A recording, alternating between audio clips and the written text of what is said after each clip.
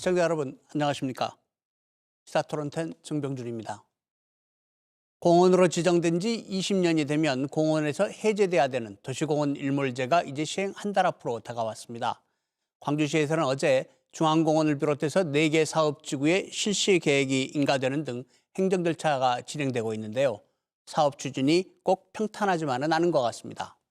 갑자기 중앙공원 일지구의 아파트 분양가가 논란이 되기 시작했습니다.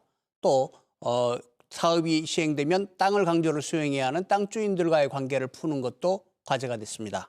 시사토론텐 오늘은 한 달 앞으로 다가온 도시공원 일몰제 문제 토론해 보겠습니다. 오늘 토론 함께해 주실 분들 소개해 드리겠습니다. 김서공 광주광역시 환경생태국장 나오셨습니다. 안녕하십니까? 광주시의회 산업건설위원회 장현주 의원 나오셨습니다. 안녕하십니까? 안녕하십니까? 광주지속가능발전협의회 윤희철 사무총장 나오셨습니다. 안녕하십니까? 광주경실련의 서재영 건축도시위원장 나오셨습니다. 안녕하십니까? 김 국장님, 광주에서 이제 한 달 뒤면 풀려야 될 도시공원 지역이 모두 25개였죠? 네, 맞습니다. 어떻게 진행되고 있습니까? 우리 장기 미집행 도시공원, 그러니까 도시공원 일몰제에 해당되는 공원이 25개 공원이 있습니다. 우리시 도시공원 면적이 1994만 평방미터인데 그중에 55%인 1100만 평방미터가 지금 도시공원 일몰제 대상이고요. 우리시 전체적으로 25개 공원이 있습니다. 그리고 그중에 15개 공원은 우리가 재정공원으로, 그리고 19개 공원은 민간 투자 사업으로, 그리고 1개 공원은 지금 광목공원에 해당되는데요. 지금 해제되는 그런 상황입니다. 그래서 재정공원은 어제 6월 1일자로 이제 실시계 인가고시 다 났고요. 민간공원은 9개 공원 10개 사업지구 중에서 4개 사업지구가 6월 1일자로 실시계 인가고시 나온 그런 상황입니다. 재정공원은 전부 다 실시계 인가가 났고, 네, 그렇습니다. 그다음에 민간공원 특례 사업은 10개 중에서 4개가 났고, 앞으로 6개가 이제 한 달 안에 진행이 돼야 되겠네요. 네, 6월 말까지 이제 끝내야 되는 그런 상황입니다. 자, 그러면 7월 달까지 실시 계획이 다 인가가 되면 그 다음 절차는 또 어떻게 진행이 됩니까? 크게 이제 두 가지 절차가 있는데요. 이제 민간공원 특례 사업 자체의 절차가 있고 토지 보상 절차가 있습니다. 네. 그 민간공원 특례 사업 절차는 지금까지 우리가 사업자 공모라든가 제안서 수용, 이제 평가, 그리고 이제 협약 체결, 예치금 납부, 사업 시행자 지정, 또 환경 영향 평가, 재해 및 교통 영향 평가 이런 절차를 거쳐서 실시계 인가 고시까지 왔고요. 이후에 이제 용도 지역 변경으로서 지금 현재 자연 녹지 지역입니다. 이거를 이제 2종 일반 주거지역으로 바꾸는 절차, 그리고 그 건설주택 사업 승인 그런 절차가 남았습니다. 그리고 토지 보상 절차로서 앞으로 물건 조사라든가, 그리고 이제 보상계획 연락 공고, 이제 보상 협의회 구성, 이제 감정 평가, 협의 매수, 그리고 협의 매수가 안 될 때는 수용 조기를 해야 되는 그런 상황입니다. 네. 이제 거의 2년 정도를 끌어온 도시공원 일몰제 민간공원 특례 사업이라고도 하고요. 이 사업이 이제 거의 막바지에 이르렀는데 행정 절차상으로는. 자, 전국적으로 실시되는 공원 일몰제 문제, 광주시 추진사항 어떻게 보고 계신지 오늘 나온 토론자들 의견을 좀 들어보겠습니다. 먼저 장 의원님 어떻게 생각하십니까?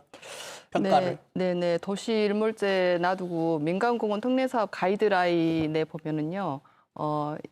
도시 개발, 공원 개발을 할 때 30%까지 민간 개발을 허용하게 되어 있습니다. 근데 이제 광주 같은 경우에는 민간 거버넌스를 구축을 했죠. 그래서 이 개발을 최소화해서 공원을 살려보자라는 민과 간에 이제 협의가 있었고, 그래서 10%로 한도를 이렇게 주었습니다. 그래서 도시 개발 자체, 민간 개발 자체가 10%로 규정된 것에 대해서는 다른 타 시도에 비해서 훨씬 이제 잘한 일이라고 하는데, 그동안에 이제 민간공원 개발 관련해서 여러 또 논란이 있었고, 특혜 논란도 있었고요. 지금은 이제 아파트 고분양가 논란 때문에 그런 게 좀 그런 성과가 희석되고 있지 않는가 하는 그런 안타까움이 있습니다. 네. 서 위원장님 어떻게 생각하십니까? 비슷한 시각인데요. 민간 거버넌스에서 이제 민간 전문가들이 같이 이 공원 문제를 해결하기 위해서 연구하고 고민하고 노력한 끝에 제 기억으로는 2018년 5월 2일쯤 아마 기자회견을 한 것 같아요. 그래가지고 그 결과에 대해서 시민들한테 어느 정도는 보고 같은 형식을 취하고 거기에서 좀 전에 의원님께서 말씀하신 것처럼 비공원 시설, 그러니까 아파트라든가 이런 걸로 개발할 수 있는 면적을 10% 이내로 제한을 해보자. 뭐 그렇게 해서 타 지역에서 상당히 부러워하는 그런 상황까지 이루어졌다고 생각을 하는데, 이제 그 과정에서 뭐 공직자가 일부 뭐 재판에 회부되는 등 뭐 그런 불미스러운 일이 있어서 약간은 아쉬움도 있고요. 그리고 이제 협약을 체결하는 과정에서 광주시에서 또 하나 그 뭐랄까요, 어떤 성과라고 지금 말씀하고 계시는 초과 수익 환수제 뭐 이런 내용을 이제 걸어놨어요. 그러니까 협약을 하는 그 회사하고 만약에 예상했던 것보다 이익이 더 나면 그것을 공원시설이라든가 시민들을 위해서 환수를 하겠다. 뭐 이런 내용이 있다고 그러는데 글쎄요. 그 부분은 아직 시행 전이라 그 효과에 대해서는 아직은 장담할 시기가 아닌 것 같습니다. 잘 됐으면 좋겠다. 네. 네, 잘 지켜졌으면 좋겠다. 그런 말씀이신 것 같고요. 윤 청장님 어떻게 보고 계십니까? 전국의 민간공원 특례 사업 그러니까 공원일몰제 대응해서 시행되는 지금 사업수가 77곳 중에서 사실 14곳이 무산됐습니다. 그럼에도 불구하고 광주시는 아직 그렇지는 않고 있고요. 그 다양한 방식으로 지금 시도를 하고 있는데 한 가지 우리가 조금 생각해 봐야 될 지점이 민간공원 특례 사업에 대한 사실 비판 여론이 적지 않습니다. 근데 우리가 좀 복귀를 해봐야 될 상황이 있는데 2000년대 초반에 공원일몰제에 대해서 대응을 해야 된다고 수많은 환경단체들이 지속적으로 논의를 했고 이야기를 했지만 광주시나 시의회 언론기관 다 관심이 없었습니다. 그러다가 그렇게 거의 10몇 년이 흐른 상황에서 제 기억에 서재현 건축사님도 같이 참여를 했었는데 2016년 가을쯤에 환경단체를 중심으로 시민사회단체 그리고 시의회 그리고 전문가들 같이 참여해서 머리를 맞대고 몇 개월간 논의를 해가지고 일종의 정말 그 제안서를 하나 만들었고요. 그거를 광주광역시에 제출을 해서 같이 그때 당시에 이제 아까 말씀하신 민간 거버넌스가 출범하게 됩니다. 이 과정을 보면은 정말 단순하게 그냥 쉽게 나온 정책이 아니고 궁여직책으로 고민을 하다가 당시에 부지 매입비를 추산을 해봤더니 거의 25개 공원 2조 4천억 원? 제 기억엔 그렇습니다만 당시 광주시 예산이 5조 원에 불과 안 되는데 절반 이상 예산을 투입해서 부지를 매입한다 이건 거의 불가능하기 때문에 그러면 어떻게든 방법을 찾자 해서 궁여지책으로 나온 게 민간공원 특례 사업이고 그나마 여러 가지 불협화음이 있습니다만 지금까지 광주시와 그리고 여러 부문의 노력으로 여기까지 왔다. 그 부분은 정말 민간 협치에 좋은 사례다. 하지만 아쉬운 점은 불과 2, 3년 사이에 이 많은 일을 한꺼번에 해야 됐기 때문에 담당 공무원부터 시작해서 시의회까지 너무나 많은 압박을 받으면서 일을 해왔다. 이 부분이 너무 아쉽고 안타깝다. 이 부분 좀 말씀드릴 수 있을 것 같습니다.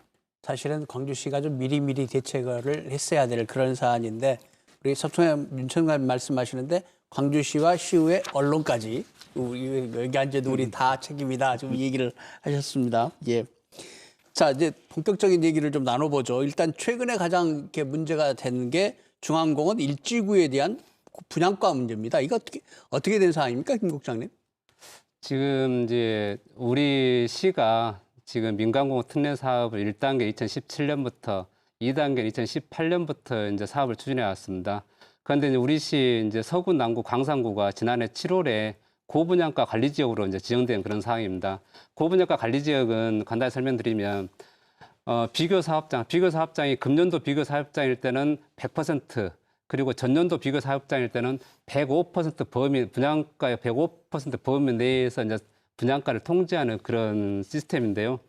그 공교롭게도 우리 그 중앙일지구 지금 사업자가 생각하는 분양가는 그 34평 1,500만 원 그리고 이제 40평대라든가 50평대 고평대는 2,046만 원까지 갑니다. 그래서 이 고분양가 관리 지역 때문에 분양가를 당초 본인들이 계획했던 분양가를 책정하기 어려운 그런 상황이거든요.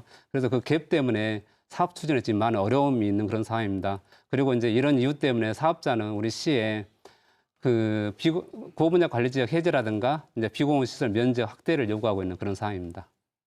근데 방금 김 국장님께서 말씀하시는 동안에도 언급이 됐습니다만 고분양가 관리 지역 광주시가 지정된 게 작년 7월 23일이거든요. 예, 그렇습니다. 벌써 10달이 넘었는데 왜 이게 이제가 문제되는 겁니까?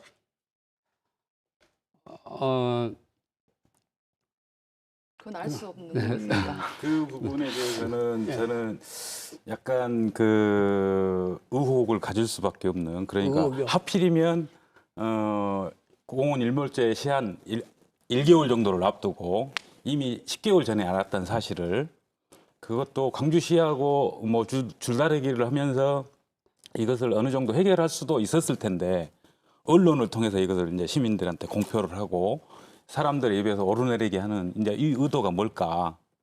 뭐 결국은 그 시기적인 것 때문에 이건 약간은 의도가 좀 있지 않느냐. 뭐 적게는 광주시에 대한 압박, 또 좀 더 넓게 본다면 광주 시민에 대한 그런 압박의 행위로 볼 수가 있고요.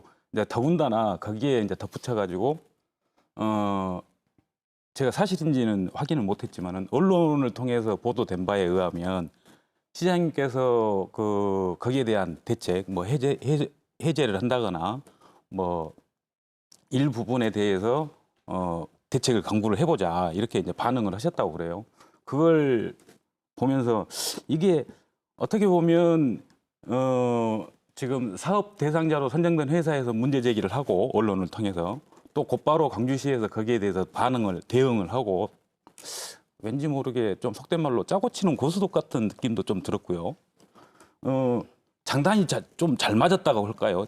문제를 제기하자 바로 대응이 나오는 뭐 그런 것까지 감안을 한다면 이거에 이제 순수하게 이게 진짜로 그 문제 때문에 이걸 제기를 한 건지 아니면 또 다른 속내가 있는 건지 그건 좀 의문스럽다고 저는 보고 있습니다. 이제 제가 이제 말씀드린다 그러면 제가 알기로는 이제 우리 사업자도 이런 상황을 인지하지 못했다고 이제 저희들이 알고 있고요. 최근에 이제 지금 현재 본 PF를 일으켜야 될 보상하기 위해서는 본 PF를 만들어야 되는 그런 시점입니다. 그래서 은행권의 대출을 받아야 될 시점에 알아보니까는 이런 고분야 관리 지역 이런 걸 인지하게 됐고 이런 상황을 최근에 우리 시에 지금 대책을 논의하고 있는 그런 상황입니다. 그런데 그 부분은 이해하기 힘든 일이요. 지난 8월에 도시계획위원회를 열어가지고 한번 민간공원 사업주들하고 재협의를 한 적이 있어요. 맞습니다. 뭐 기억하실 겁니다. 예, 예. 그래가지고 그때 금리가 많이 인상돼가지고 저희 세대수를 늘려주던가 분양가를 높여주던가 이렇게 하라고 요구를 했었고 한양건설도 그때 뭐 금리가 그때 2.89%에서 5% 정도까지 올랐다. 그러니까 용적률을 높여서 세대수를 늘려달라고 했고 그때 2104세대였던 것을 266세대에 더해가지고 2370세대로 늘려줬잖아요. 그때 이미 국민권을 다 접촉했을 거고 고분양가 관리 지역이라는 것을 그때 몰랐다라는 것은 말이 안 되거든요. 근데 이제 인지했다라는 것은 진짜 말이 안 되는 거죠. 국장님, 제가 질문해 드렸던 취지는 이런 거예요. 그러니까 그동안에 건설업자 쪽하고 계속 논의를 하다가 이제 대외적으로 문제가 된 건지 아니면 이 문제 자체가 최근에 건설회사 쪽에서 문제를 제기해 온 건지 이걸 여쭤본 겁니다. 제가 실무자한테 듣기로는 최근에 이제 건설업체에서 이제 우리 쪽에 이런 문제를 제기한 걸로 제가 인식하고 있습니다. 이제 은행권에 이제 협의하다 보니까 이런 문제가 있더라 하면서 저희들한테 여기에 대한 대책을 마련이 필요하다 이렇게 저희들한테 요구하고 있는 그런 상황입니다. 건설업체가 고분양가 관리지역 문제를 모르고 있었다는 걸 과연 시민들이 납득하실까요? 광주 시민들이 집 살려고 관심 있는 분들은 다 하는 얘기인데. 네, 그렇습니다. 그렇군요. 뭐 윤총장님 하시고 싶은 얘기가 없으시죠? 저는 딱히 다 말씀하셨어요. 그래요. 자, 그럼 이거 앞으로 어떻게 풀어가실 생각이십니까? 앞으로 이제 그 주택도시보증공사 허그가 이제 분양권, 고분양가 관리 지역을 관리하고 있고 그 상급 지도감독기관이 국토부인데요. 저희들이 이제 앞으로 허그 주택도시보증공사하고 국토부하고 계속적으로 만나면서 이 문제를 해결해 나가도록 하겠습니다. 그러면 분양가를 올려주시려고 지금 하고 계신 건가요? 이 사업 같은 경우 민간공원 특례 사업 같은 경우 다른 그 사업장과 다르게 굉장히 큰 공익성을 띠고 있습니다. 제가 이제 중앙공원 1지구 사업을 예로 드리도록 하겠습니다. 그 다른 일반 아파트 사업 같은 경우는 기업의 수익 창출이 주 목적이지만은 우리 민간공원 특례 사업은 단순히 아파트 건설 짓는 게 주 목적이 아닙니다. 궁극적으로 공원을 지키자는 게 그 핵심적인 사업이고요. 중앙공원 1지구 같은 경우 전체적으로 243만 평방미터 정도 됩니다. 그중에 민간공원 특례 사업을 통해서 19만 평방미터의 아파트를 짓고 그 수익금으로 첫 번째는 224만 평방미터에 달하는 공원의 전체 92%에 해당됩니다. 그거를 업체에서 부지를 매입해서 시민들에 돌려줍니다. 시에 기부 체납하는 형태고요. 또 하나는 공원 조성 사업을 합니다. 지금 현재 이제 중앙공원 명품 공원을 만들기 위해서 그 지금 현재 그 풍암 저수지가 있는데 그 주변에 풍암동 주민들이 오랜 수건 사업이었습니다. 그게 수질이 안 좋다, 악취가 난다. 이런 문제를 해결하기 위해서 그 업체에서는 300억을 투입할 겁니다. 그리고 이제 중앙공원을 우리 시민들께서 편안하게 이용하실 수 있도록 산책로라든가 주차장 그리고 구역별로 테마공원을 조성할 겁니다. 여기에 1,300억이 들어갑니다. 그리고 또 이 외에 우리 이 업체에서는 청년을 위한 공공기여금으로 250억 원을 이제 사용할 계획이고요. 그리고 이제 사업이 완료된 다음에는 방금 전 서재영 위원장님께서 말씀하셨지만은 사업이 완료된 다음에는 우리가 전문 기관에 정산을 맡길 겁니다. 그래서 혹시라도 당초 본인들 제안했던 것보다 초과 수익이 발생할 때는 그걸 초과 수익을 환수해 가지고 우리 공원 등 공공사업에 재투자하도록 저희들이 협약을 마련한 상태입니다. 그래서 이 민간공원 특례 사업 자체를 다른 일반 아파트 사업하고 단순 비교하는 거는 굉장히 좀 문제가 있다. 저희들은 이렇게 생각하고 있습니다. 단순히 아파트를 짓는 게 목적인 사업이 아니고 공원을 전체적으로 개발을 하니까 거기에 대해서 여러 가지 좀 고려해야 될 점들이 있다. 이런 얘기신데 어떻게들 보시나요? 다들 동의하십니까? 근데 이제 아까 제가 초기에 그런 말씀 드렸잖아요. 그러니까 물론 이제 타 시도에 비해서 10%만 이제 뭐 개발할 거다. 그러니까 좀 더 공익적이다. 이제 이런 그 성과가 있다라고 이제 봤던 것들이 이렇게 고분양가로 수익은 다 가져가네? 이제 이렇게 되는 거죠. 그래서 그만큼 고분양가로 분양을 하면서 이렇게 이제 공익적으로 뭐 1,500억 정도죠. 이 정도로 해서 공원 조성비를 대겠다 하는 것들이 그렇게 기업이 그렇게 공익적 일을 하고 있다라고 보여지지 않게 되는 그런 뭐 상황이 좀 된 것 같고 저는 이제 지나간 일이긴 하나 그래서 제가 안타까운 건 그겁니다. 뭐냐면 애초에 사업 제안서가 들어올 때 그렇게 고분양가로 들어왔는데 그래서 수익을 창출하겠다고 했는데 그걸 왜 그대로 넘어갔을까 하는 겁니다. 다른 시도 같은 경우에는 거의 다 그 지역의 아파트 평균 분양가 이하로 다 분양가를 잡았어요. 근데 강주만 이렇게 고분양가였단 말입니다. 그 당시에 강주 평균 분양가가 한 1,200만 원 이 정도 됐을 거예요. 34평형 뭐 기준으로 봤을 때. 근데 여기는 뭐 거의 1,400, 2,000이 넘게 이렇게 됐는데 그 제안서가 받아들여지고 그랬단 말입니다. 그래서 작게 개발한 만큼 그만큼 이렇게 한 회사에 또 고수익을 보장해준 그런 결과가 지금의 상황을 초래하지 않았나 하는 안타까움이 있어요. 제가 이제 좀 드릴 말씀이 있는데요. 우리 시는 이제 아까도 이제 우리 서재영 위원장님이라든가 윤철 총장님께서 말씀하셨다시피 다른 지역하고 완전히 다릅니다. 법적으로는 공원의 30% 이내에다가 아파트를 짓고 그 수익금으로 공원 부지 매입하고 조성하도록 되어 있습니다. 그러니까는 훨씬 더 많은 아파트 세대수를 질 수 있습니다.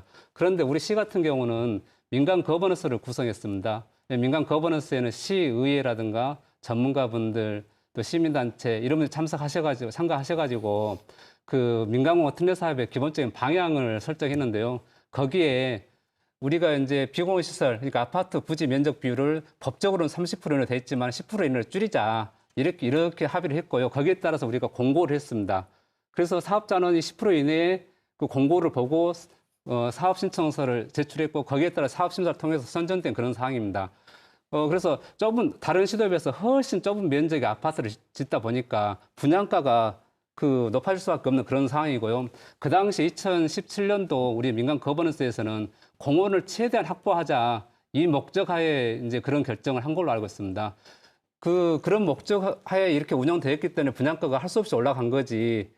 다른 공원 같은 경우는 아까 1,400만 원대 말씀하셨는데 지금 현재 다른 중앙공원을 빼놓고 나머지 공원은 대부분 다 1,300만 미만입니다. 1,000만 원대가 있고 1,100만 원대가 있고 1,200만 원대가 있습니다. 우리 시 같은 경우는 올해 같은 경우 허그 평균 분양가가 한 1,270만 원 정도 되는데요. 대부분 다 이 평균 분양가 아래입니다. 다른 공원은. 그런데 중앙공원 같은 경우 워낙 우리 지역의 핵심적인 위치였고 땅값이 비싸고 또 법적 기준보다 훨씬 법적에서는 30% 이내까지 비공원 시설에서 아파트 지을 수 있는데 중앙공원 같은 경우는 그렇지 않아도 땅값이 비싼데 7.5% 굉장히 좁은 면적의 아파트를 짓고 그 수익금으로 엄청난 공익사업을 해야 되는 그런 상황입니다. 그래서 불가피하게 분양가가 올라갔지 의도하지 않은 않았다고 의도하지 않은 그런 상황이라고 설명드리고 싶습니다. 저는 여기서 좀 궁금한 점이 하나 있는데, 그러니까 사실 기업이 지역 기업이 살아남으려면 영리 추구도 중요하지만 이 지역에 대한 사회적 책임도 전 중요하다고 봅니다. 그런데 그래서 그런 측면에서 상식적으로 본다면 일반 시민에게는 아니지만 사실은 이 기업이 국장님 말씀하신 대로 그런 뭐랄까요 영업 손실을 보지 않으려면 원가 공개를 광주시에는 하고 그리고 거기에 관련된 세부 그러니까 조밀한 조율들을 해왔다면 이게 문제가 크게 없을 거라는 생각이 하나 들고 제가 요즘 조금 이 논의를 가지고 조금 우려하고 있는 게 뭐냐면 작년 8월에 이게 사실 분양가가 도시계획위원회 통과가 됐는데 결정이 됐는데 좀 우려되는 점은 뭐냐면 이게 그때 당시에 팬데믹 상황은 전혀 코로나19에 의한 팬데믹 상황 고려가 안 됐지 않습니까? 그러면 부동산 경기 침체에 대해서는 전혀 고려가 안 돼 있어요. 만약에 지금 광주의 아파트 시장이 큰 문제는 없지만 경기 침체가 계속 이루어졌을 때 하반기에도 과연 이 추세가 이루어진다면 이 추세대로 갔을 때 만약 아파트 가격이 하락하거나 그랬을 때 과연 이 건설사가 이 사업을 이 분양가로 해서 과연 분양이 다 이루어질 수 있을지라는 걱정도 좀 해봐야 되지 않을까요? 좀 세밀하게 앞으로 2, 3년의 그 경기 상황까지도 고려하면서 분양가 조정을 좀 해보는 것도 저는 그게 기업도 살고 지역도 사는 길이 아닐까. 이 공물물제 해결하는 방법도 아닐까 이런 생각들을 잠깐 해봤습니다. 자, 광주시는 어쨌든 분양가를 좀 중앙공원 일지구에 대해서는 원래 계획대로, 그러니까 고분양가 관리 지역에 해당되지 않는 원래 계획대로 정리를 해주시고 싶은 그런 방향으로 좀 가고 계신 것 같은데, 그렇다면 궁금한 거는요. 이건 시가 할 수 있는 일이 아니고 이제 허그가 해야 될 일이지 않습니까? 정부기관이 해야 될 일인데, 정부 산하기관이. 이 지구만 풉니까? 아니면 광주 서구 지역을 전체를 풉니까? 원래 이거는 구지역별로 묵도록 되어 있는 건데. 그 고분양가 관리 지역 자체가 네. 이제 그 구구역입니다. 기초자치단체 네. 구역으로 되어 있고요. 저희들은 이제 고분양가 관리 지역 지정 자체에 해제를 요구하는 게 아닙니다. 고분양가 관리 지역 지정으로 이제 저희들 내부적으로 판단하기에 분양가 인하 효과가 굉장히 뛰어난 걸로 제가 알고 있습니다. 그래서 우리 민간공원 특례사업 같은 경우 이 공원 사업의 특수성, 굉장히 높은 공익적 성격으로 인해서 이 사업 심사할 때 적용을 제외해달라고 저희들이 지금 그 허그라든가 우리 국토부에 요구하고 있는 그런 상황입니다. 예외를 인정해달라? 네, 그렇습니다. 근데 제가 듣기로 이제 그럴 수는 없다라고 허그가 뭐 입장을 밝혔다고 알고 있는데 그게 이제 법적으로 가능합니까? 그게 이제 문제이고 또 하나는 민간공원만 이렇게 따로 특혜를 준다 하면 다른 민간 사업자들이 그대로 그냥 두고만 보겠나? 여러 가지 이유를 붙여서 우리는 왜 안 풀어주냐? 이럴 수 있는 거죠. 허그 문제는 이제 저희들이 이제 풀어야 될 그런 과제이고요. 그리고 이제 특혜 말씀하셨는데 아까도 말씀드렸다시피 다른 일반 아파트 사업장하고 우리 민간공원 특례 사업의 아파트 사업장과 비교 자체가 안 됩니다. 이거 같은 경우는 민간공원 특례 사업으로 인한 이 아파트 사업 같은 경우 아까도 말씀드렸다시피 그 엄청난 면적의 부지를 사들여서 이제 시민들에게 돌려주는 그런 상황이고 또 이제 공원 조성 사업이라든가 굉장히 시민들께서 염원하시는 그런 수검 사업들을 풀어가는 그런 과정이 있습니다. 그래서 이 민간공원 특례 사업의 특수성을 좀 인정해주고 그리고 고분양가 관리 지정 자체가 일률적으로 하다 보니까 그 좀 케이스 바이 케이스에서 굉장히 공익적 훼손을 공익성을 좀 고려해야 될 필요 있지 않나 이런 생각을 저희들이 하고 그런 사항을 요구하고 있는 그런 상황입니다. 근데 그렇게 됐을 경우에 이제 파급되는 그 영향 이 부분에 대해서도 광주시는 간과하지 말아야 될 것 같아요. 뭐 예를 들어서 뭐 우리가 흔히 하는 이제 말에 뭐 그 사연 없는 무덤은 없다. 지금은 민간공원 때문에 이것을 예외로 인정을 해주자고 하지만 또 다른 사건이 터졌을 때는 그것 때문에 또 이걸 해제를 해주자. 이렇게 된다면은 왜냐하면 이미 학습 효과가 있잖아요. 학습 효과도 있고 더 큰 문제는 이게 분양가가 고분양가로 됐을 경우에는 차후에는 이 아파트가 기준이 돼서 105%를 잡을 거란 말이에요. 그 인근에 있는 아파트가. 그런 문제도 있겠네요. 예. 저희들이 요구하는 거는요, 적용 제의라는 거는 이 아파트가 비교 사업장이 되지 않는다는 겁니다. 그래서 나중에 다른 아파트를 심사할 때 다른 아파트가 기준되는 거지 이 아파트를 제외해달라는 거거든요. 그래서 허구자도 계속 얘기하고 있는데 그런 내부 기준이 좀 마련이 필요하다는 그런 상황이고요. 그래서 앞으로 이런 상황을 저희들이 해결해 나가도록 하겠습니다. 굉장히 예외적인 조치를 지금 허가하고 얘기를 하고 계시는 것 같은데 과연 그게 지금 설득력이 있고 형평성이 있는지에 대한 논란은 좀 불가피할 것 같습니다. 다른 그렇다고- 지역과의 형평성도 또 있을 거지 물론 않습니까? 네. 그 다른 지역에서 이제 민간공원 특례사라든가 이렇게 굉장히 공익적 성격이 강하다 그러면 아마 예의를 인정해 주는 게 타당하지 않을까 이런 생각을 하고 있습니다. 근데 우리 강주시의 바람이지 허그 입장에서 보면 그런 이제 다른 지역의 그런 그 비판을 무릅쓰고 이게 가능할까 싶은 거죠. 다른 지역에서도 똑같은 이유겠죠. 좀 전에 제가 이야기한 것처럼 이유 없는 무덤 없듯이 다른 이유 때문에 이것만큼은 예외를 인정해 줘야 된다라고 한다면 허그 입장도 굉장히 곤란해지겠죠. 그리고 궁금한 게 한 가지 더 있는데 그 지금 이제 국장님이 말씀하신 고분양가 관리 지역으로 적용했을 때 한 평당 1,400~1,500만 원 정도 이 정도가 지금 광주시가 된다고 하셨잖아요. 네. 지금 고분양가 관리 지역 적용하면 지금 현재 고분양가 지금 지난해 염주 포스코가 기준인데요. 지난해 이제 1,470만 원이었습니다. 그래서 이제 고분양 관리자 지정한다 그거를 기준으로 적용한다라면 올해 같은 경우는 그 염주 포스코 1,470만 원에 105%를 이제 분양가로 책정할 수 있는 거고요. 150만 원 내외 되겠네요. 네, 내년에는 여기에 105%더 추가할 수 있는 그런 상황입니다. 야, 자 그런데 그러면 내년에는 조금 더 늘어나겠군요. 네. 어쨌든 150만 원 좀 넘을 것 같은데 그 기준으로 지었을 때 얼마나 손해를 본다는 겁니까? 이 건설회사가. 지금 이제 저희들이 내년에 분양했을 때 지금 고분양 관리 지역 그 해제가 안 됐을 적용 제외가 안 됐을 때 1,620만 원 정도 생각하고 있고요. 그 갭이 한 300만 원 정도 생길 것 같습니다. 평당. 그런데 이제 정확하게 산술적으로 어느 정도 액수가 부족하다 이런 부분은 아직 나와 있지 않고 지금 그거를 계산하고 있는 그런 상황입니다. 아니 그러니까 고분양가 관리 지역을 적용해 가지고 아파트 분양가를 정했을 경우에 이 사업을 해서 그 건설회사가 지게 되는 손해가 어느 정도 나냐는 이 질문입니다. 그거는 지금 아직 안 나왔습니다. 업체 보고 저희들이 요구한 사항이거든요. 어느 정도 그 아직 그러면 손해 여부를 시에 통보하지도 않았단 말입니까? 예. 근데 이제 이게 상식적으로 생각을 하더라도 아파트 분양가가 원래 책정될 때 원가가 얼마 들어가는가, 토지가가 얼마이고 건축비가 얼마이고 시세까지 이제 보겠죠. 이렇게 해서 이게 결과가 나와야 되는데 아무것도 결정되지 않은 것 속에서 분양가만 이렇게 나와 있어요. 그러니까 과연 건설 회사의 말만 믿고 수익률이 얼마다 이걸 믿을 수 있느냐 하는 거거든요.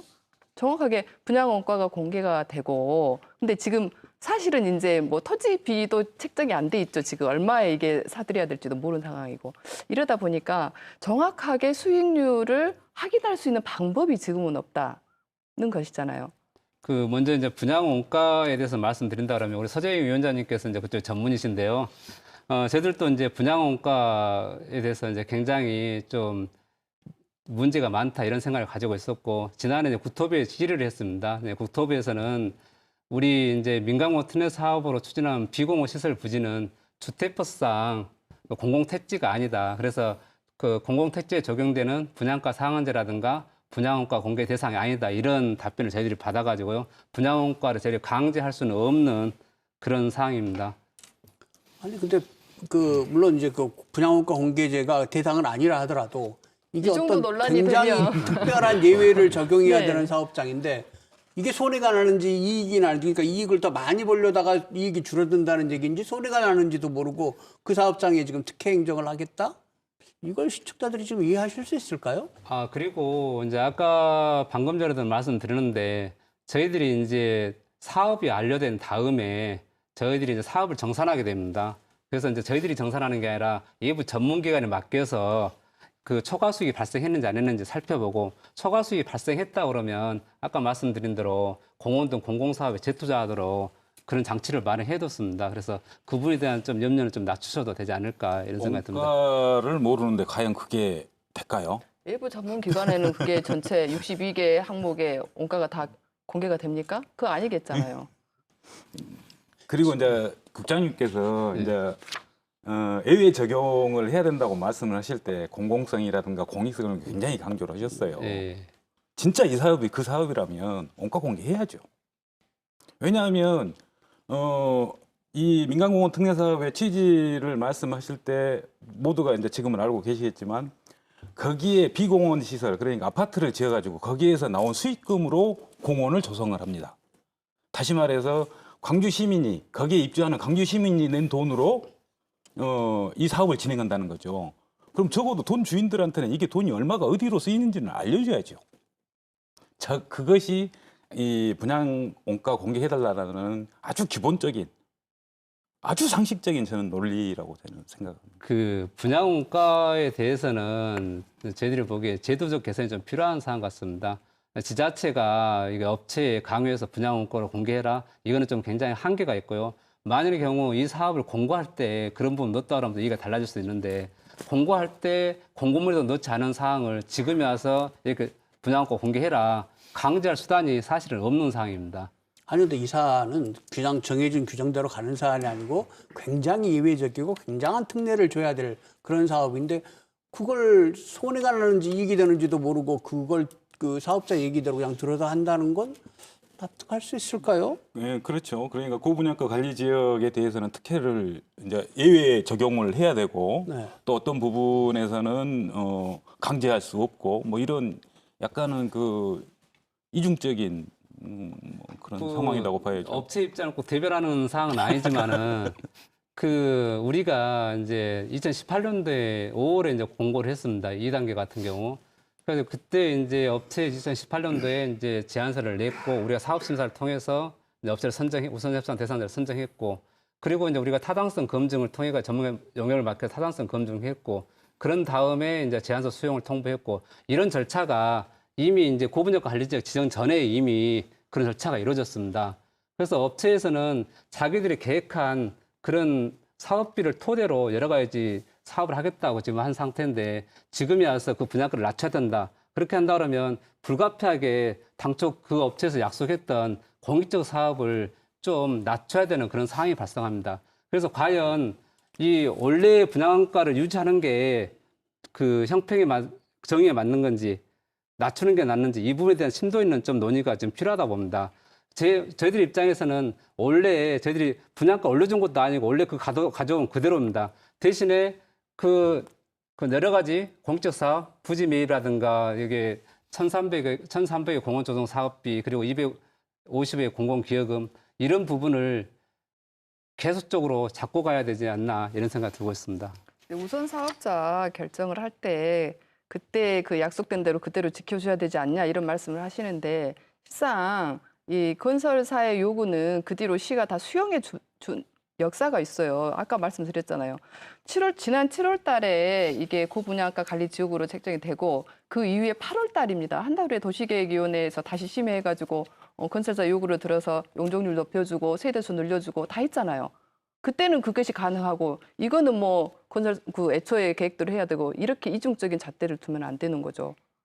시도 정확하게, 이거는 본인들이 이제 8월 달에 그 협의를 할 때 한 번의 기회가 있었잖아요. 그때 고분양가 관리 지역에 따라서 이런 것도 좀 해달라라는 요구는 그때는 없었는데, 이제 한 달 앞두고 이야기한다라는 것을, 그것을 또 시가 받아줘야 된다?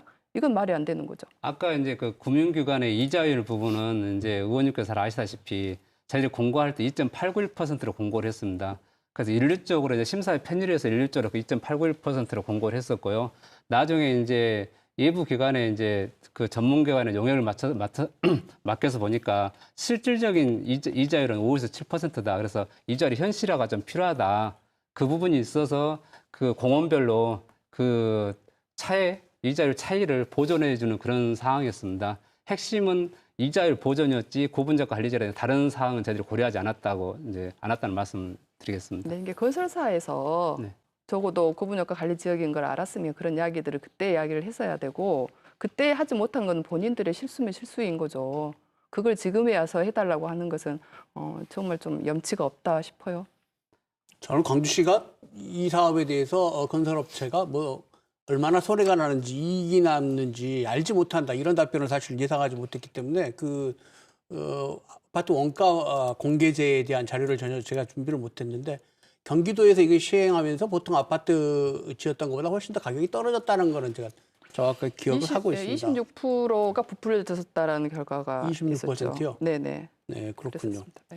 만약에 말이죠, 이게 사업 이게 그 고분양가 관리 지역에 계속 적용이 된다면 이 사업은 어떻게 되는 겁니까? 그러면? 저희들이 이제 이 사업에 대책을 마련해야 될 겁니다.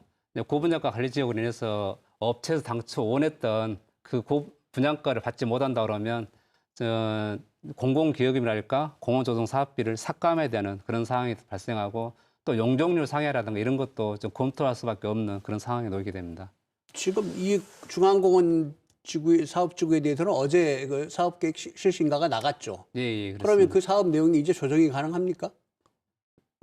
지금 이것하고 지금 고분양가 관리 지역하고 실시계 인가 고시하고 직접적으로 상관관계는 없고요. 아니 그 국장님 방금 고분양가를 관리 지역 적용을 하면 다른 걸 조금 더 수정해야 된다 이렇게 말씀하시니까 네. 이게 그럼 그 수정해야 된다는 사안은 이미 고시된 사항일 것 같은데 나중에 변경 고시를 해야 될 겁니다. 변경 고시를 네, 해야 된다. 네. 그렇군요.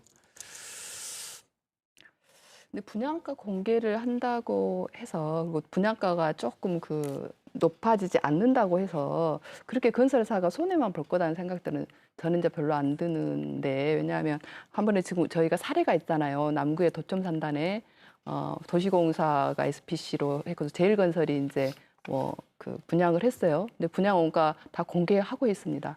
근데 애초에 이게 다 분양이 된 거예요. 그러다 보니까 건설사 입장에서는 낮은 분양가임에도 불구하고 초기에 이게 완판이 되다 보니까 그게 수익률이 이렇게 남게 되는 이런 상황이 있었거든요. 그래서 그런 지점들에 대한 고려도 좀 해야 되지 않겠나 하는 생각도 들고 건설사가 적어도 이 정도의 시의 요구를 하려면 분양 원가 정도는 공개해서 본인들이 할 수 있다. 이런 정도의 진정성은 보여줘야 되지 않을까 싶은데 한번 그렇게 좀 협상을 해보시는 것도 좋지 않을까 싶습니다.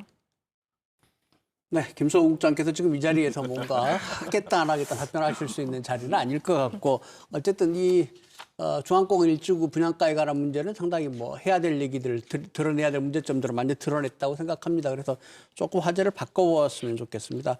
자, 일단 7월 1일 이전에 6월 말까지 모든 행정 절차는 지금 마무리하실 거고요. 예, 예. 그렇다면 그 이후에는 이제 어떤 절차들이 필요합니까? 아까 이제 말씀드렸지만 이제 민간공원 특례 사업 절차하고 토지보상 절차가 있습니다. 앞으로 이제 토지보상 절차가 중요할 텐데요. 이제 공원에 따라서 보상 협의회를 구성하고 저희들이 이제 그 여기에 따라서 감정평가사를 선정하고 감정평가를 하고 또 협의 매수를 하고 협의 매수 안 됐을 때는 수용적이라는 그런 절차를 밟아야 됩니다. 근데 이제 이것도 사실 만만치 않을 것 같아요. 이미 광주시 앞에 꽤 됐죠? 그 토지 소유자들이 지금 진치고 농성하고 계신 지가 꽤 된 것 같은데 네, 그렇습니다. 어떻습니까? 그분들하고는 어떻게 얘기를 진행하고 계십니까? 어떤 절차를 거쳐서 보상을 하시나요? 저희들이 그 토지 소유자분들하고는 지난해부터 이제 여러 차례에 걸쳐서 얘기를 하고 있고요. 특히 올해 같은 경우는 소통 협의회를 저희들이 구성을 했습니다. 그래서 4번의 회의를 했는데 이제 마지막 회의에서 토지 소유자분들께서 본인들의 요구 사항을 시에서 들어주지 않는다 이런 말씀하시면서 이제 소통 협의회 중단을 선언한 그런 상황이시고요. 저희들이 이제 그 공원별로 보상 협의회를 구성하게 됩니다. 그 보상 협의를 통해 가지고 토지 소유자분들의 의견을 계속 수렴하고 논의해 나갈 그런 계획입니다. 네. 만약에 또 이게 잘 안 되면 뭐 소송 가고 이렇게 되는 겁니까? 어떻게 되는 겁니까? 저희들이 협의 매수를 요구하고 안 돼서 수용적을 가고 또 수용적에 대해서 소유자분들께 이의가 있으시면 소송을 하고 그렇게 해야 되는 그런 절차를 계속 밟아야 됩니다. 지금도 이제 민간공원에 대해서 12건의 소송이 있고요. 또 행정심판 8건이 있는 그런 상황입니다. 그러면 그 소송들 진행되는 거하고 그다음에 사업 진행되는 거하고 지장은 없습니까? 저희들이 보기에 이제 지장은 없을 거로 생각하고 있습니다. 사업은 사업대로 추진하고. 네, 좀 이제 담당자들이라든가 직원들이 많이 힘든 면이 있겠지만은 저희들이 이제 이 사업은 반드시 성공시켜야 되는 그런 상황이기 때문에 어떤 일이 있어도 그런 걸 극복해 나가면서 해결해 나가도록 하겠습니다. 네. 갑자기 최근 들어서 중앙공원 일지구 분양가 문제가 이게 논란이 돼서 지금 이게 관심을 끌고 있는데 사실은 이제 그 아파트 짓는 거 말고 그 나머지 공원들 개발하는 문제, 좋은 공원으로 잘 만드는 문제 이것도 중요한 문제일 텐데 이 부분은 어떻게 해야 될까요? 우리 임 총장님 좀 오랫동안 말씀 없으셨으니까 의견을 좀 말씀해 주실까요? 환경 문제 또 잘하시고 그러시니까. 그 15개 공원 재정 투입에 대해서 사실 심각하게 지금 광주시도 고민을 하고 계시고 내부 계획상으로 이제 예산 올리는 것들을 보니까 앞으로 지금 대규모 예산을 뭐 실시계획 인가 이후에 3년 이내에 매수를 다 해야 되기 때문에 다양한 지금 예산을 올리려고 지금 노력하고 있는 걸로 알고 있는데 제가 좀 걱정되는 부분이 아까 말씀드린 이제 코로나19로 인한 팬데믹 상황에서 과연 광주시가 대규모 예산을 공원부지 매입에 모두 투입할 수 있을 것인가? 시장님이 지시하시든 그리고 뭐 환경생태국장님이 노력하시든 예산실에서 삭감될 수 있고 또 시의회에서 다른 의원님들에 의해서 충분히 삭감될 수 있거든요.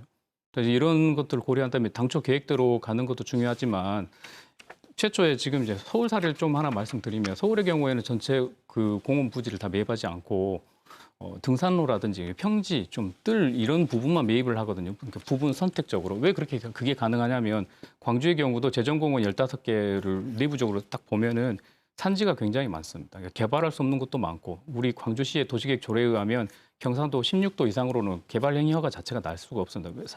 상당히 급경사 지역에 건축 행위를 하는 것 자체가 좀 무리이기 때문에 그건 당연한 것이고요.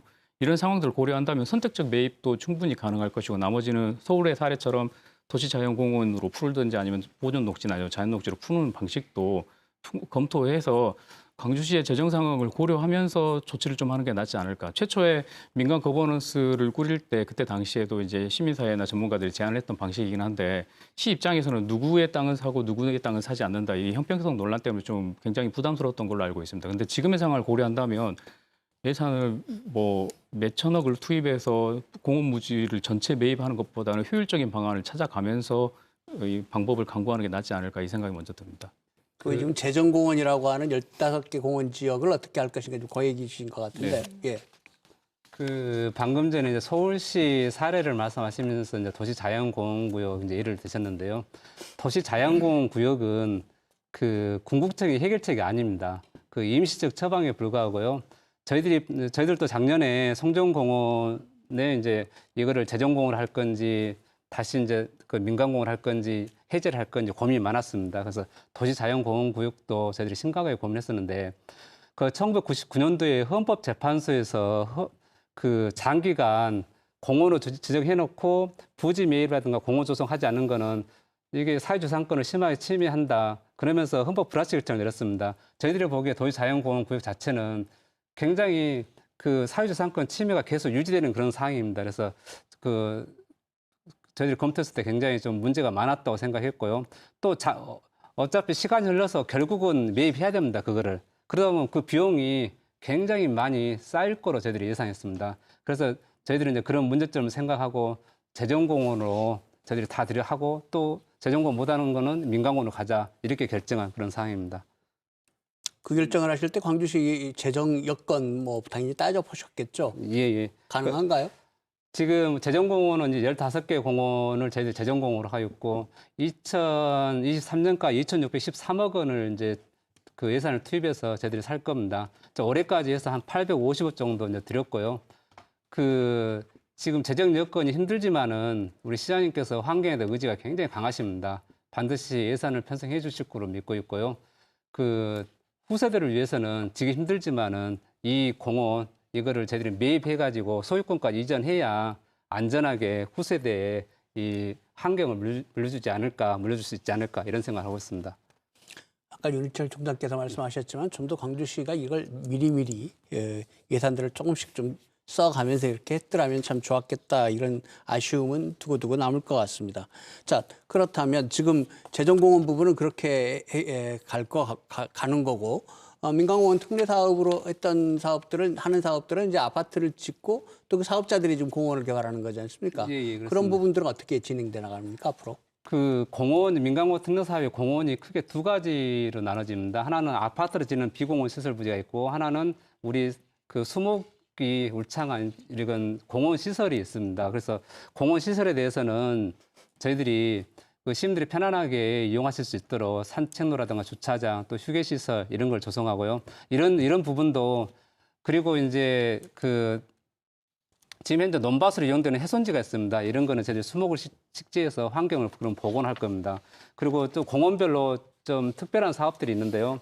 방금 전에 말씀드린 중앙공원 같은 경우는 지금 주민들께서 오랫동안 민원이셨습니다. 풍암 저수지 개선을 위해서 저희들이 300억을 투자할 겁니다. 그리고 구역별로 명품 테마 숲을 조성할 거고요. 중해공원 같은 경우는 그 그 고속도로 옆에 송전탑이 있습니다. 그 부분에 대해서도 주민들께서 굉장히 힘들어하셨는데 그 부분을 이설해서 이제 180억 들어가지고 이설하고 또 지하할 겁니다. 그리고 운암산 공원 같은 경우는 그 운암산 공원하고 빛거울대로 위로해서 영산과 연결시키는 그런 브릿지 조성을 할 겁니다. 그래서 이 공원, 우리 그 민간공원 특례 사업을 단순히 아파트 사업으로만 보지 마시고 공원을 공원답게 굉장히 아름답게 이렇게 꾸미는 그런 사업으로도 좀 이해해 주시면 고맙겠습니다.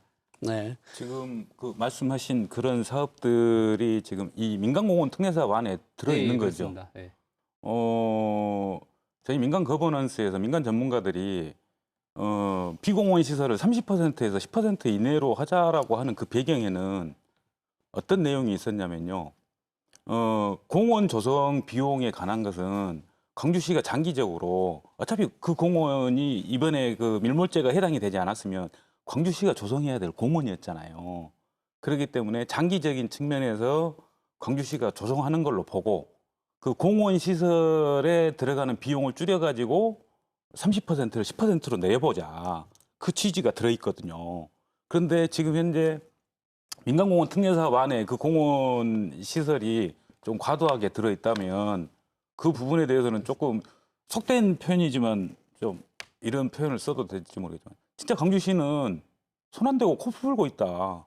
그 저는 지금 그렇게 표현을 하고 있어요. 지금 이제 강주시가 아니라요. 네. 이제 말씀하신 대로 그 당시에 민간 거버넌스라든가 도시공원위원회 취지가 있었습니다. 그 취지를 살려서 저희들이 이제 저희들이 판단하기에 좀 가치가 낮다고 생각하는 이런 건물이라든가 이런 부분은 저희들이 다 없앴습니다. 그렇지만은 이렇게 사업을 하면서 주민들께서 굉장히 원하는 사업들이 있습니다. 그 부분까지도 저희들이 예면하기 좀 어려웠습니다. 그래서 이번 기회에 그런 수익금을 활용해가지고 여러 가지 주민들께서 지금까지 계속 요구해 오신 그런 사항들을 풀어주는 게 맞지 않나 이런 생각을 했고요. 지금도 그게 맞다고 생각하고 있습니다. 네. 공원 일몰제에 대해서 이제 오늘 굉장히 뜨거운 토론을 벌였는데 토론을 끝내야 될 시간입니다. 끝내기 전에 각 오늘 출연자들이 환경국장 나오셨으니까 광주시 앞으로 어떻게 했으면 좋겠다. 민간공원 특례사업만이 아니라 그 광주시 전체 주택환경 정책에 대해서 하시고 싶은 얘기들이 있으시면 한 1분 정도씩 간단하게 하고 오늘 프로그램 마치겠습니다. 먼저 장 의원님부터. 네, 지금 코로나 상황 이후는 좀 달라져야 된다 이런 이야기를 많이 하고 있잖아요. 저는 이제 이 공원을 바라보는 데 있어서도 좀 그런 시각으로 좀 바라봐야 되지 않겠는가 싶습니다. 뭐냐면은 일단 코로나 시기가 되면서 많은 분들이 이제 밖으로 많이 멀리 못 나가시는 거잖아요. 그래서 집 가까이 있는 공원의 소중함을 굉장히 많이 느끼고 있거든요. 그래서 그 공원을 잘 지켜가는 방향 이렇게 가야 되고 도시 건축 동안 이제 마찬가지겠다 그런 생각하거든요. 그래서 그런 방향으로 친환경적이고 또 신재생 에너지를 드리고 또 그리고 공원을 우리 가까이 있는 공원을 잘 살려나가는 그런 방향으로 돼야 된다고 생각합니다. 네, 서 위원장님. 아주 간단하게 정리를 하겠습니다. 도시공원의 주인은 시민입니다. 광주시나 이번에 참여하는 건설회사 그리고 특히 우리 광주 시민 여러분께서도 이 점을 절대 잊지 마시고 시민 중심의 공원 이게 되었으면 좋겠습니다. 네, 아주 정말 간단하게 정리를 하셨습니다. 우리 윤 총장님. 언제나 나올 때마다 준비한 거 다 말씀 못 드리고 나가는데 오늘도 여전히 똑같아 가서 현안 문제 얘기하다 보니까 그렇게 되는데요.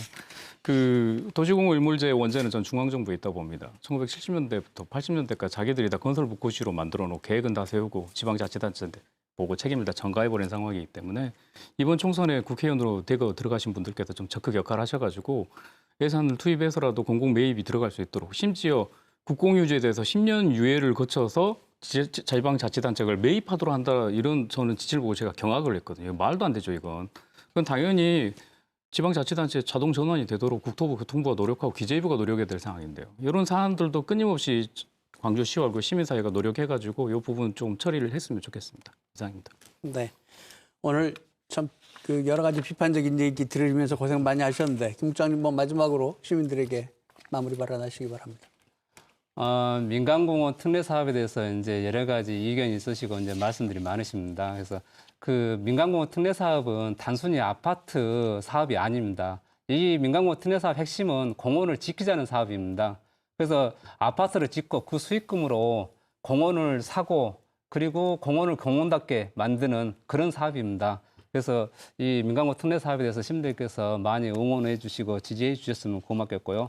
앞으로 우리 실무진도 마지막 순간까지 긴장의 끈을 놓치지 않고 이 민간공원 특례 사업, 재정 사업, 모든 사업을 반드시 성공시켜서 우리 도시공원을 우리 시민들께서 안락하게 이용하실 수 있도록 최선을 다하겠습니다. 네, 오늘 네 분 함께 토론해 주셔서 감사합니다. 예. 네, 오늘 토론에서 많은 이야기가 되긴 했습니다만 광주시가 고분양가 관리지역으로 지정된 지 10달이나 지났는데 왜 이제와 이 분양가가 문제가 된지 사실은 좀 이해하기 쉽지 않습니다. 또 건설회사가 규제된 분양가로 손해가 난다는 건지 아니면 많은 이익을 남기려고 했는데 이익이 줄어든다는 건지 여기에 대해서도 좀 광주시가 뚜렷한 답을 하지 못하고 있습니다. 정말 한 건설회사를 위해서 어떤 제도를 바꿔야 한다면 공사에 드는 비용은 얼마고 남는 건 얼마인지 시민들이 납득할 수 있도록 밝히는 것이 먼저가 아닌가 그런 생각이 드네요. 그렇게 투명한 행정을 기대합니다.